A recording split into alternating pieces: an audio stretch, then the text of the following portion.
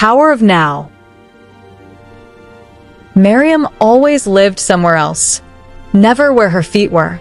Her body moved through the present, but her mind wandered endlessly between yesterday's regrets and tomorrow's fears.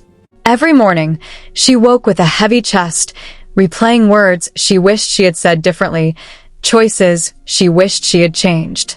At night, she lay awake imagining all the things that might go wrong in the future. She believed in Jesus. She prayed. She read scripture. Yet peace felt distant, like a shore she could see but never reach. One quiet morning, Miriam walked alone toward the hills outside her village. The air was cool, birds singing softly as the sun rose. Still, her thoughts were loud. What if I fail again? What if God is disappointed in me? What if tomorrow is worse than today?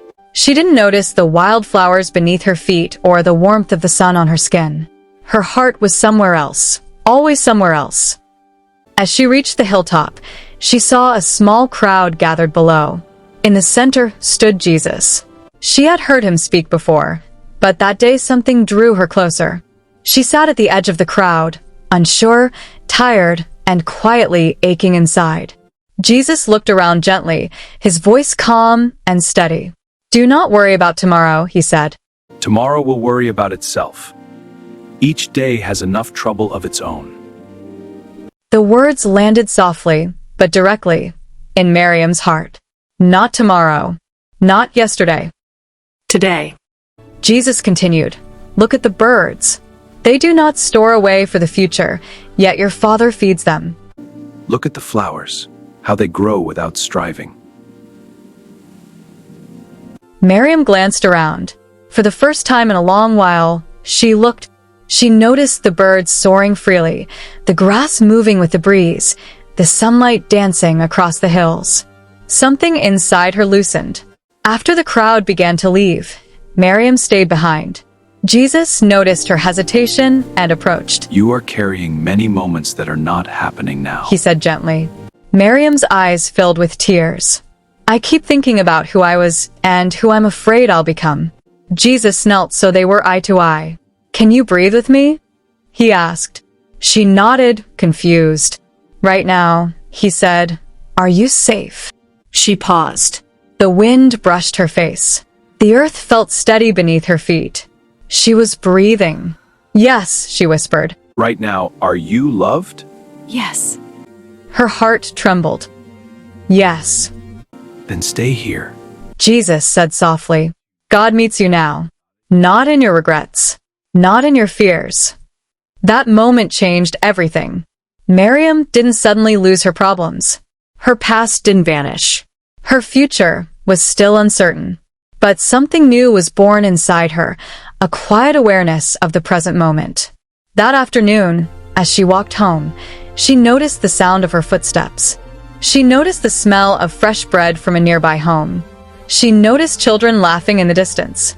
For the first time, I feel alive where I am. The next days were not easy. My mind tries to pull me back into worry. But whenever fear rose, she remembered Jesus' words.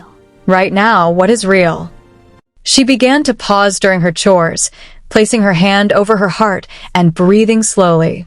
"This moment is a gift," she whispered. "This moment is where God is." When painful memories surfaced, she didn't fight them. She simply returned to the present, feeling the ground, listening to the wind, remembering she was not abandoned. One evening, while drawing water from the well, Miriam dropped the bucket. Normally, she would have scolded herself harshly, but instead, she laughed. "It's only now," she said gently, "and now is still okay." People around her noticed the change. Miriam, you look so peaceful today. What's your secret? I feel at peace, neighbor. That's all. "You seem lighter," her neighbor said. "I stopped living in places God never asked me to stay," Miriam replied. Weeks later, Miriam saw Jesus again. This time, she approached him with confidence, not desperation. "I am learning," she said, "to meet God in the present." Jesus smiled. "The present is where the kingdom lives," he said. "When you are fully here, you are fully with God." That night, Miriam sat beneath the stars. She thought of her past, no longer with shame, but with compassion. She thought of the future, not with fear, but with trust. Then she returned to now. Her breath, her heartbeat, God's presence.